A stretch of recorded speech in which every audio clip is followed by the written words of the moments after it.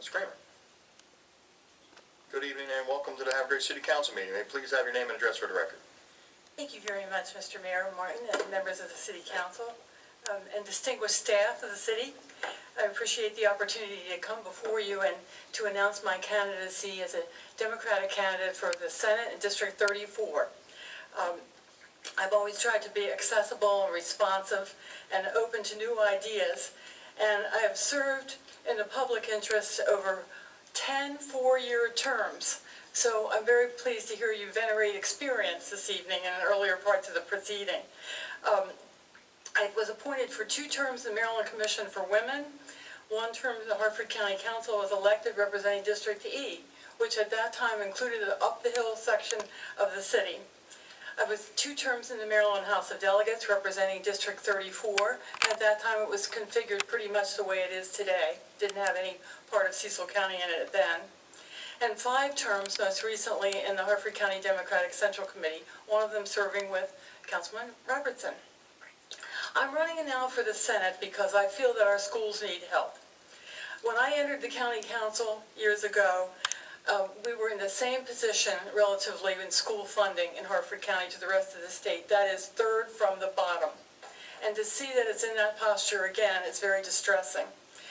At the time, I led a 4-member majority that was for education to raise our education funding up to about the middle of the state, and that was close to Harford County's wealth. Now, we know that still about 1/3 of our families are economically disadvantaged, and it makes it more difficult for the children to reach their educational potential. And during the past couple of years, there's been a commission about innovation and excellence in education that's been meeting at the state level. It's known as the Kirwan Commission. They presented a preliminary report in January, and they're going to continue their work through 2018. When the new General Assembly convenes next winter, there's going to be a big education funding package that will deal with the inequities in education throughout the state and will elevate the status of teachers and education professionals. I'd like to be in the Senate to vote for that package. I also worked on public safety in schools and introduced alternative programs for disruptive youth. That bill passed, and the alternative high school in Aberdeen was a way that Harford County interpreted the prerogatives that they were given under that measure. Other counties used it in different ways. And I've also, in the theme of public safety, I stood up to the NRA with the Saturday Night Special law that passed with 53% in Harford County, and nobody thought it was going to pass Harford County, but it did. I'd like to bring our core democratic values to the Senate chamber. I'm pro-choice, pro-education, pro-environment, pro-civil rights and women's rights. I'm for immigration and diversity. I'm for workers' dignity and fairness, fair pay, and I'm for job development. When I was in the House, I chaired the procurement subcommittee and led the clarification of the current procurement code. I also had a 10-year project to overhaul the state pay plan, and we did get that done. And it resulted in fair pay for big job classes that were dominated by women and minorities. I'm originally from Harford County, and I'm a daughter of 3 farming families of Harford County, the Osborns, the Graftons, and the Cronins. Among my ancestors, there was a signer of the Bush Declaration, a member of the Colonial Assembly, members of the House of Delegates, the county commissioners, and the state senate in the 18th, 19th, and 20th centuries.